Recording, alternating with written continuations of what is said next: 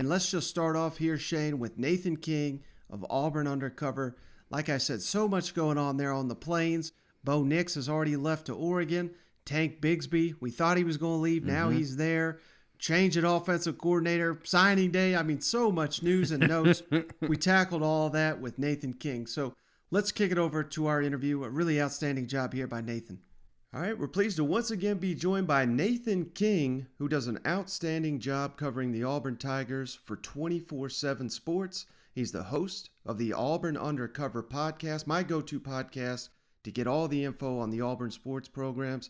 And you got to give him a follow at Nathan King 247. Nathan, thanks again for joining the show. I really appreciate it. Yeah, I appreciate y'all having me on. Merry Christmas. Yeah, same to you, brother. And man, this is a perfect time to get you on because it just seems like every couple of days here there's a bomb dropped there with the Auburn Tigers football program. And I think obviously the biggest one, Bo Nix decision to leave the program. And of course we know now he's going up to Oregon, going to follow Kenny Dillingham up there, who was just named offensive coordinator. And just wanted to get your thoughts on that. And, you know, such a legacy player there for Auburn. What do you think made him make that decision to leave? Was it, you know, not wanting to play for his fourth offensive coordinator in 4 years? Was it maybe he didn't want to play for Bryan Harsin? What's your read on that situation? Yeah, it's funny. You know, everyone was saying, well, he's going to play for 4 offensive coordinators regardless of where he goes. And Sykes ended up being one of the only possible situations he could have done where that's not the case. I mean, I think the injury changed the trajectory of Bo's career path just a little bit because I think he might have had designs on, possibly entering the NFL draft. I know that sounds, to some people, that sounds a little silly, I think. But I was told he got a 6th-round grade coming out this year. And if you look at kind of the progression of his career, as you know, he had the best season at Auburn this year. And he's got a lot of talent. He's got a lot of upside. It's just never been cohesively and consistently honed in one particular season even over the stretch of a few games. He's never really been able to do it very consistently. And so, I mean, yeah, it just came down to a fit for a final season because Bo Nix made it very apparent. Look, he was transparent about things after the season ended, saying, I need to do what's better for me. And that's kind of when the transfer talk started because people were realizing he's not being committal about this. You know, he had multiple opportunities to say, nope, I'm coming back to Auburn. I can't see myself anywhere else. I'm going to play one last year at Auburn. I mean, that would have been the easy answer. He had multiple opportunities to do that, and all of a sudden, multiple times he was saying in different interviews and radio, all that kind of stuff, that he's keeping all his options on the table. He needs to figure out what's best for his future.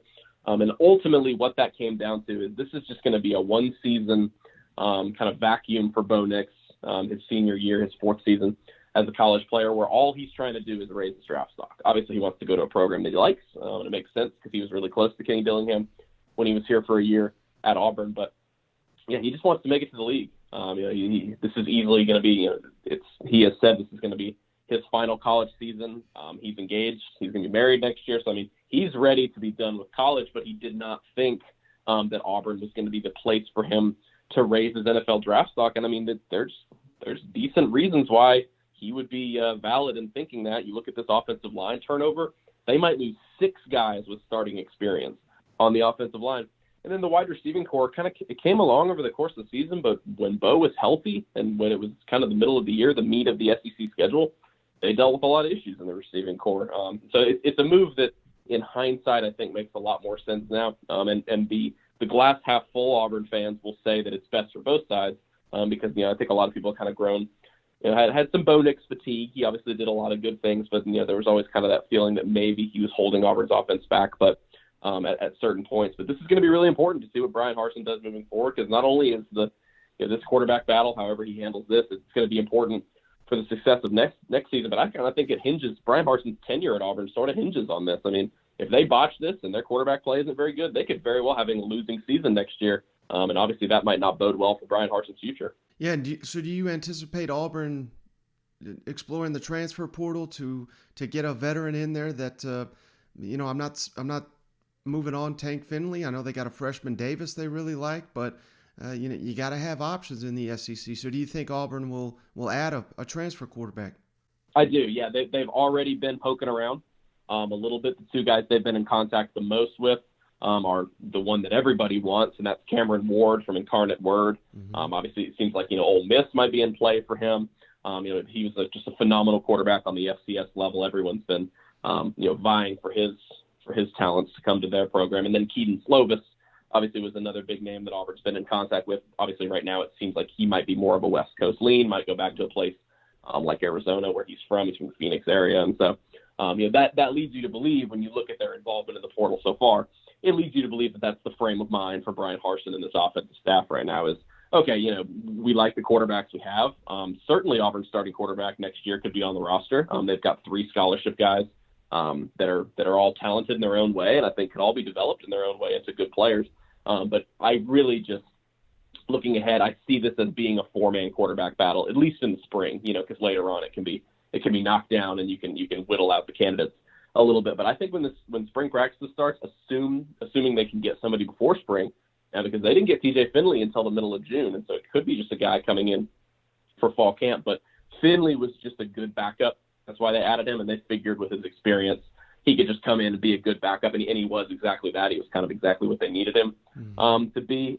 It might be a situation now where they're trying to get a guy in for spring so that they can have that 4-man quarterback battle. Now, there was a speculation that Tank Bigsby was going to leave as well, but I believe Auburn Undercover was the first to report that he was going to stay at Auburn, and I believe it was a meeting with the coaching staff. Can you provide any insight into what went in there and how that Auburn got Tank Bigsby to stay? Because I got to imagine, had he put his name in the portal, every program in the country would have called him. I mean, he's that good of a player. So, I mean, that was a huge news for Auburn's football program.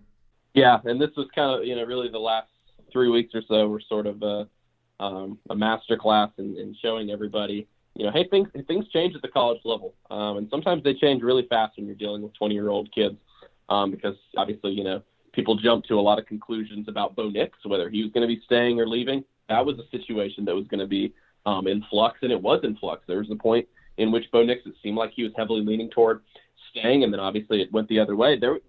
Conversely, on the other end of the spectrum, it was the same with Tank Bigsby. There was a span about a 36-hour period where it really seemed like he and his mom had a meeting with the coaching staff. It really seemed like he had one foot out the door, and then there was a day, I guess it was like a week and a half ago now, where there was a meeting set up with Bryan Harsin and some of the staff and some of the coaching staff. And the purpose of the meeting was to try to convince him to stay, and it worked. It doesn't work out super often. Maybe that's kind of now you look in hindsight, maybe he wasn't leaning toward leaving as much as some people thought and kind of as much as was implied. But yeah, that's easily the biggest recruiting win for Bryan Harsin in his time at Auburn, getting a guy like that, especially with the Bo Nix situation. Because that's if Tank leaves too, that's a nightmare. Mm-hmm. You have your 2 offensive MVPs by a significant margin.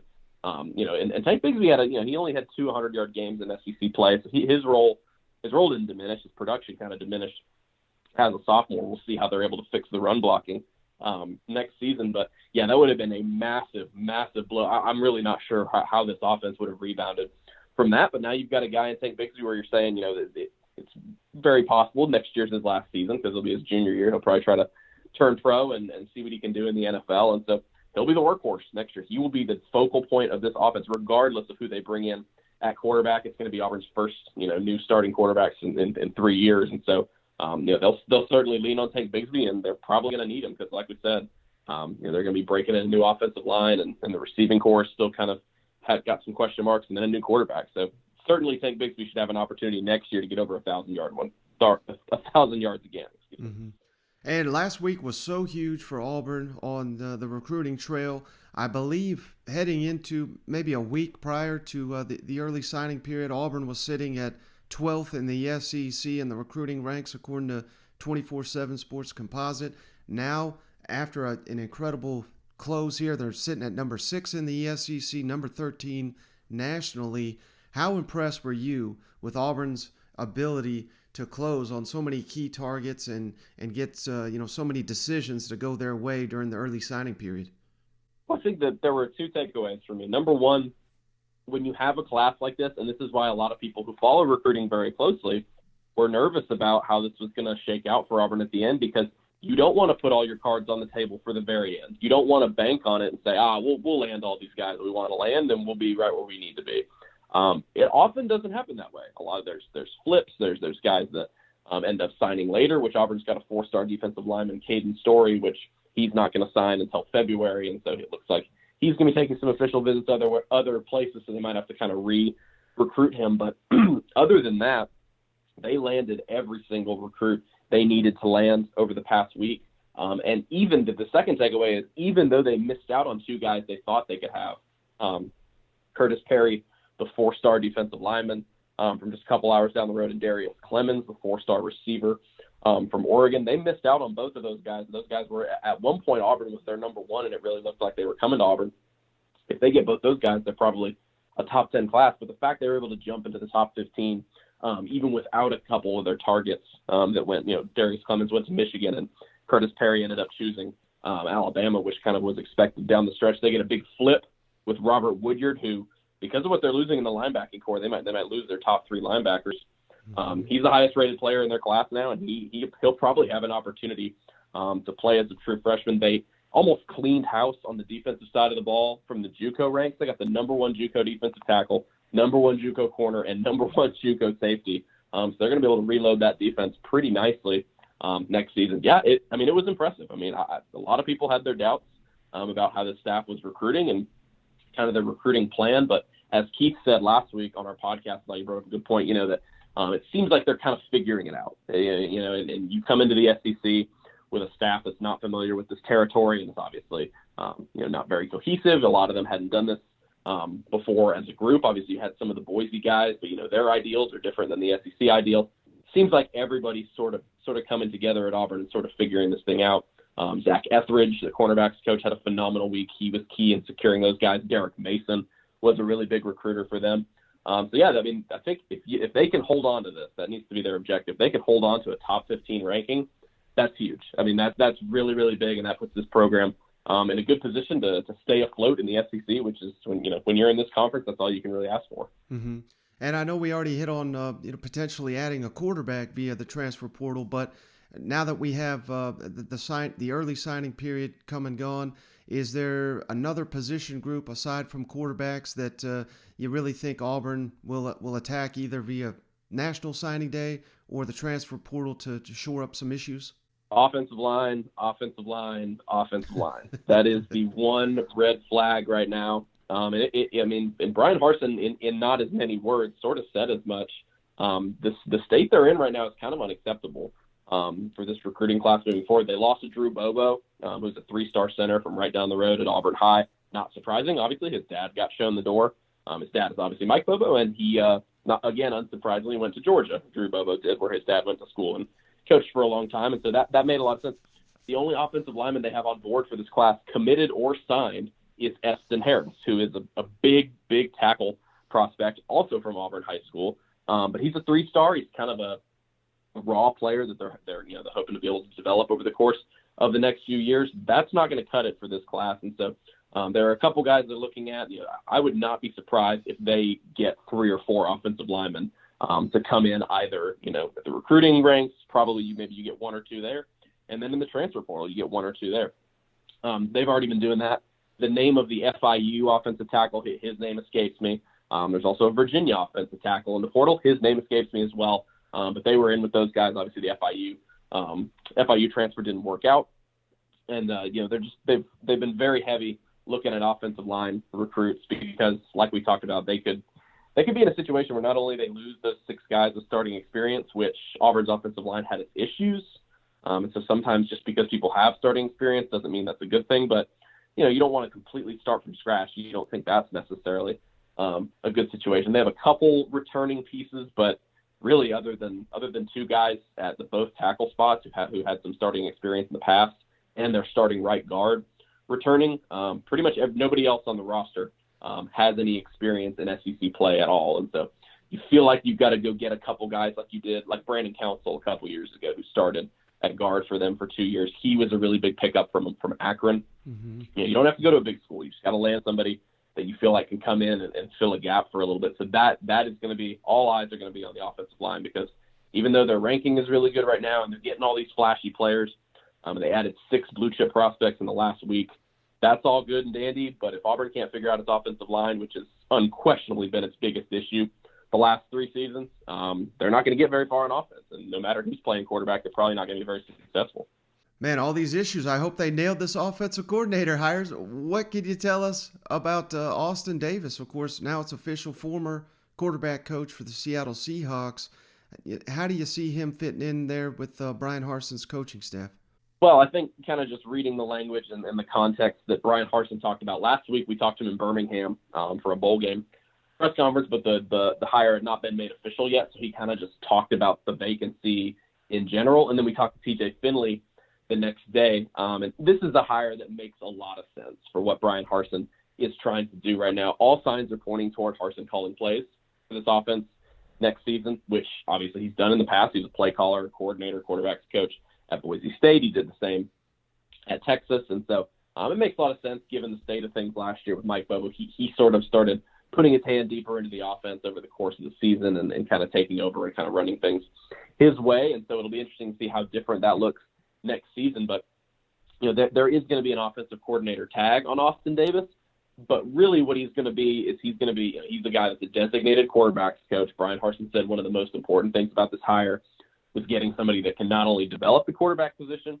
but can recruit the quarterback position. And you're talking about a guy, I know that he doesn't have much college experience, but you're talking about a guy that's worked with Russell Wilson and kind of has that cachet to him whenever he's able to pitch to recruits. And so he's also from the South. He's from Mississippi. He's got ties there from his time with Southern Miss. And so I really don't think that's that big of an issue. Auburn's defensive line coach, Nick Eason, coached in the NFL.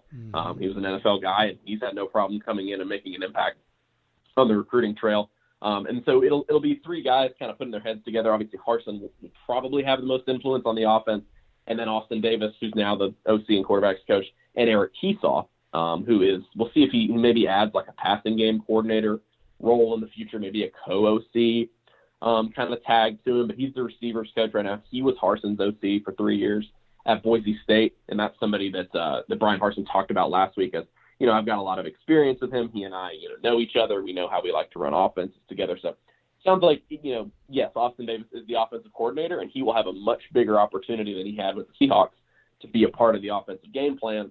At the same time, it'll probably be more of a brain trust situation, 3 guys kind of putting their heads together to form the offense, and then Bryan Harsin will execute things on game day. All right, last thing for you, Nathan. I really appreciate all your time, but man, it's wild. So we get this transfer news, we get the signing period, we got coaching changes. We still got a bowl game to play. I mean, they jam-pack all this in a couple weeks span. So what can you tell us about how Auburn matches up with number 20 Houston in the Birmingham Bowl, which will be Tuesday, December 28th? And it sounds like Auburn is anticipating quite the crowd, and I guess that makes sense given the fact it's the Birmingham Bowl. But what's your expectations heading into this one? Yeah, I mean, that's a positive for this kind of a game. I think, Birmingham Bowl really wanted Auburn. I'm not sure if Auburn really wanted the Birmingham Bowl, but it's certainly a fit that makes a lot of sense, and they're going to have a lot of fans there. It's a tough draw for both sides because you're talking about Auburn. You've got to play a team in Houston that won 11 straight games. They're one of the best winning streaks in the country. They've got one of the best defense. They've got a top 10 overall defense in the country, top 10 scoring defense. That made the conference championship game and hung with Cincinnati there for a little bit before losing that game. And then if you're Houston, you're thinking, what's our reward for going 11-1 in the regular season? Is playing a 6-6 SEC team in its own backyard. Mm-hmm. And so I just I'm not sure how I would fix it. I'm not saying I have any answers for it or anything like that. I just thought that was interesting. I don't think it's necessarily a great draw for either side. This is a concerning matchup for Auburn. In terms of how powerful Houston's defense has been this season. I am interested, though, to see how things are offset in this game because you've got so many factors that if you just look at these teams on paper, like week 0 of this year, that this would be a different matchup. There's no Bo Nix for Auburn. When you're talking about Houston, they're going to have their 2 best defensive players have both opted out. Marcus Jones, who was an All-American cornerback last year, who Zach Etheridge coached. He's opted out of the bowl game. Logan Hall, who led them in tackles for loss, he's their best defensive lineman. I think he's like a second or third round projection. He is also not playing.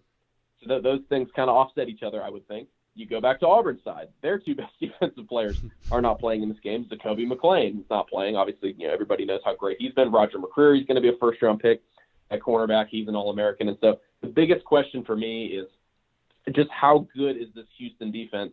Number one, after facing off against, I believe I looked it up this morning, the 97th toughest schedule in the country. Really after those first couple games and minus matchups, with Cincinnati, they didn't really have very tough competition, and they were kind of able to shut everybody down, beating up on teams like Tulane in the American Conference. But, it'll be interesting to see how good their defense is against an SEC offense. But at the same time, Auburn's got two starting offensive linemen that aren't going to play. Tayshaun Manning's already transferred, and Brodarius Ham is sitting out the bowl game so he can prepare for the NFL draft. And so it'll be interesting to me to see how good Houston's defense actually will be in this game. I think it'll probably be a close game. I really don't see Auburn having the firepower to run away with it. TJ Finley is supposed to be good for this game. He's been going through practices. He's fine after that ankle injury. But he said himself he's not going to be 100%. And so, we'll see how he's able to move the offense along. Obviously, when he got that injury against Alabama, he really was immobilized. Like, he wasn't able to do anything in the pocket, wasn't able to step in and push the ball downfield like he's used to. And so I think this will be a big defensive matchup. Auburn's defense, though, to me, has enough athletes and enough players, even without their two best players, to be the best unit in this game. And if TJ Finley's able to make a few plays, Tank Bigsby make a few plays, Auburn is able to win this game. But, I'm interested to see how good Houston's defense actually is, because on paper it's supposed to be really, really good. Man, the storylines going into bowl season, it's night and day different than it was years ago. But I guess that's just where we're at, huh? Yeah, Bryan Harsin said it this week. It's not something you can sit and complain about. Number one, in my opinion, you shouldn't complain about it. If these guys want to sit out the Birmingham Bowl to prepare for a 15-year NFL future, they should definitely do that. But at the same time, it happens to everybody, so it's not like you can complain about it because it's happening all across the country. Houston, that might be their two best players, period, on the entire roster, Marcus Jones and Logan Hall, and I think Roger McCreary is probably the best player on Auburn's roster. And so, again, we'll see how those things sort of set each other off and sort of mitigate each other. And I think this should be a pretty even matchup. I think these teams are pretty evenly matched. And honestly, I'm excited to see it. It's a pretty good matchup, and I think that's probably a pretty good compliment for the Birmingham Bowl. All right, well, he's Nathan King. Give him a follow at Nathan King 247. He's the Auburn beat writer for 24/7 Sports. And don't forget to check out the podcast, the Auburn Undercover podcast. Nathan, thank you so much for joining me. I really appreciate it. For sure. I appreciate y'all. Y'all have a good holiday week. All right, so I appreciate Nathan joining the show. Once again, you can give him a follow at Nathan King 247 Sports. And don't forget to check out all the work they're doing over there at auburnundercover.com. Part of the, obviously, the 24/7 Sports Network, and his podcast, the Auburn Undercover podcast. That's where I get my Auburn news. So really appreciate Nathan joining the show.